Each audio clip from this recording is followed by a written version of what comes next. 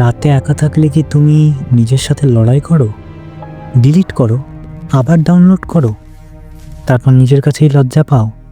তুমি একা নও।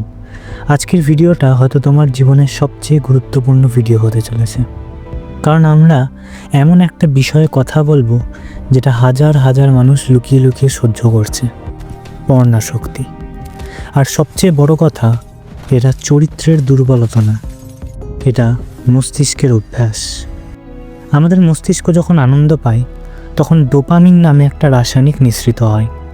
পর্নের সমস্যা হলো এটা অস্বাভাবিকভাবে বেশি ডোপামিন দেয়। ফলে কি হয়? সাধারণ জিনিসে আনন্দ কম লাগে, বাস্তব সম্পর্ক বিরক্তিকর লাগে, মনোযোগ কমে যায়, মোটিভেশন নষ্ট হয়ে যায়। এটা ঠিক ড্রাগের মতো কাজ করে। তুমি মনে রাখো, তুমি খারাপ নাও, তোমার মস্তিষ্ক একটা প্যাটার্নে আটকে গেছে। ধীরে ধীরে কি হয় জানো?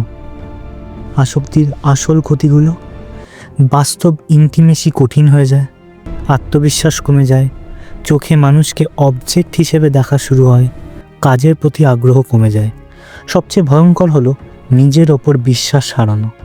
প্রতিবার বলো এটাই শেষ, তারপর আবার ভেঙে পড়ো। ট্রিগার চিনে নাও। প্রথম কাজ, ট্রিগার খুঁজে বার করো। কখন তোমার দেখতে ইচ্ছা করে?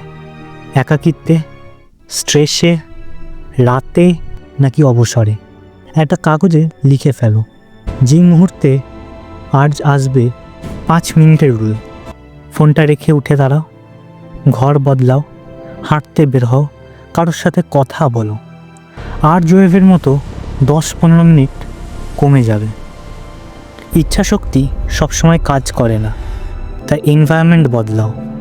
অ্যাডাল্ট কন্টেন্ট ব্লকার ব্যবহার করো, রাতে ফোন দূরে রাখো, সোশ্যাল মিডিয়া ক্লিন করো। তুমি নিজেকে ফাঁদ থেকে দূরে রাখবে। শূন্য সময়ই সবচেয়ে বড় শত্রু, তাই রিপ্লেস করো। প্রতিদিন 20 মিনিট ব্যায়াম করো, ঠান্ডা জলে মুখ ধোও বা শাওয়ার নাও, নতুন কিছু স্কিল শেখো, বই পড়ো, পর্যাপ্ত ঘুমাও। যত শরীর শক্ত হবে ততই কিন্তু মন শক্ত হবে। হয়তো 7 দিন ভালো গেল, কিন্তু 8ম দিন ভুল হয়ে গেল। তা বলে নিজেকে ঘৃণা করো না।